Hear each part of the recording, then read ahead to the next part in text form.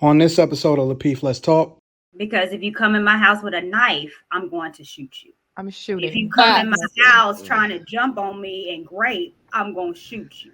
The Facts. whole Yeah, extended clip will be released. So the only Facts. No, but reason why see, Just we kind but need of see, to I be adding think additional, y'all just missing adding additional his point. context to the Y'all one at missing a his time, point y'all. because I lived in Korea, and I keep saying this, and we had conversations where guns are illegal, and then now because guns are illegal, you know what you don't have? Crime. You don't have gun crimes. I mean, right. the Korean mafia is known to use machetes. But do I think the thing is, and I'm gonna say this again, the benefit of us living in America, our freedom has a double-edged sword. It's a double-edged sword That is because correct. by the same logic that we ask for freedom, that freedom comes with costs. And if you have a right to bear arms, you have the freedom to bear arms, then guess what? You got to deal with it. So we collect guns. The hunting is fun. So when we talk about people that have a whole lot of guns, it's not that we're doing it to just protect ourselves. It's fun. Guns, shooting, going to the gun range, going hunting, these are hobbies. And when you go out to rural areas, I'm in a rural area here outside of Nashville.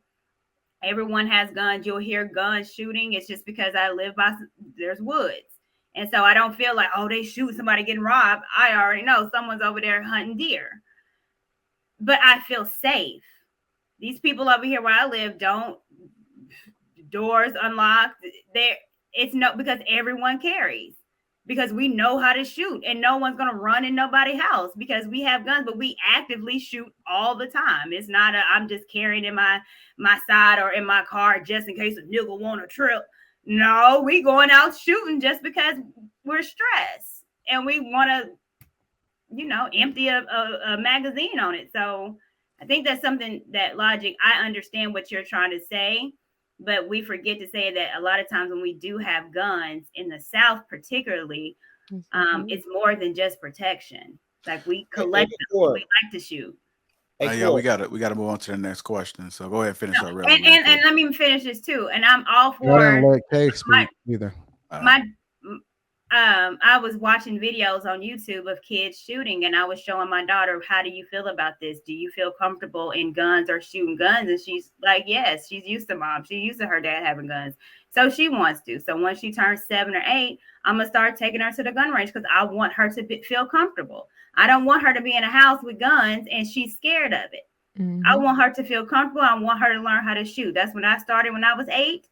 And that's when she's going to start. So I'm all for, if you believe in guns and you have guns in your house, have your kids feel comfortable around the gun. Teach them how to shoot.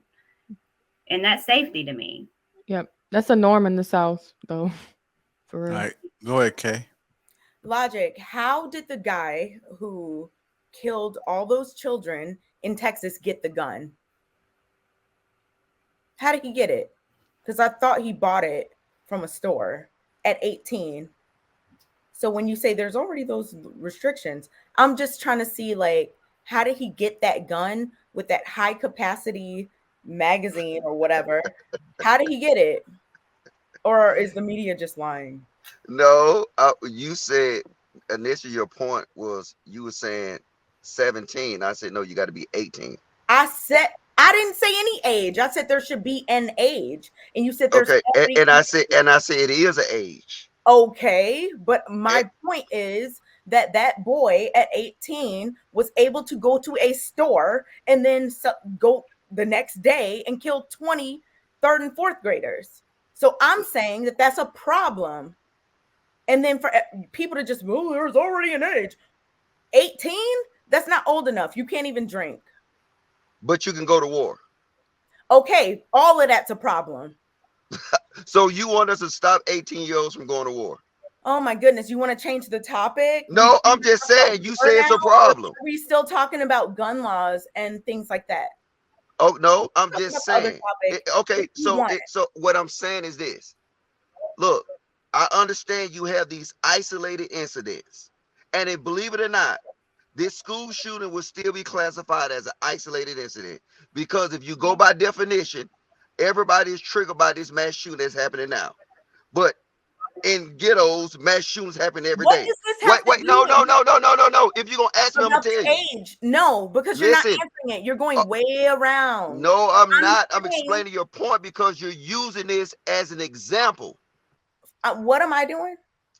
What example? What situation do you use as an example? I literally just said that there should be a long time ago, minutes and minutes and minutes ago, that there should be, I can get with an age restriction in terms of buying certain types of weapons. I said that. Then you said there's already an age restriction. Okay. Now there was a lot of talking between that. I sat quietly. I wanted to ask you directly.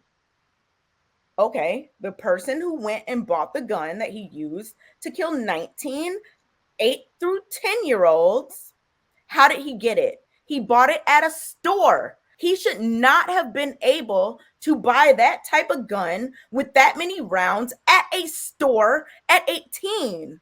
18 is adult though in the States. Okay, so. but Please, yeah, let Logic answer. yeah. Logic, do you think that somebody of that age should be able to buy that type of gun at a store, just walk in, buy it? Yes, I do. And I'm gonna tell you why. I'm gonna tell you why I do. Because if you start actually seeing here, that's just like saying an 18-year-old can't buy a Corvette because he might wait. He might drive too fast and then he might crash somebody. So like I don't think, I think this is my general thing about. Hold on, you gotta let him finish, Kay. You gotta let him finish. Listen what I'm saying. I'm giving you an analogy to match it because just because you okay, listen.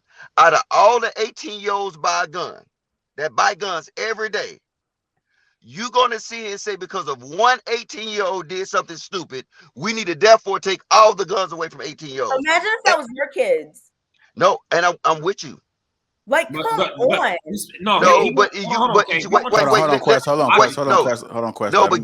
my only point I'm saying is we don't need to sit here and overreact, because if you want to put like this, if 50% of the 18-year-olds, or you know what, I even give you this, even 10% of the 18-year-olds get the chance to buy a gun, they get guns and go kill people, then we should have this question. But if you talking about a small, this is what I'm saying. If you're talking about an isolated incident and it's a small percentage, why should we overreact? It's not about overreacting. It's about the fact that certain like you cannot take a shot of rum, but you can go buy a gun that can hold 100 rounds. Like, it doesn't make sense to me. Now, if you think that's fine, that's your opinion, fine, whatever. We can have different opinions. And I am not against people owning guns at all. 0%. I think people should be able to own guns. But a 18-year-old walking in on their 18th birthday and being like, yeah, I'm gonna get this rifle that has the capacity of 100 rounds. And okay, I got a question for you. So what is the point? So is it the type of gun or is it the gun period? It's the type of gun. But I have some. Okay, but I don't.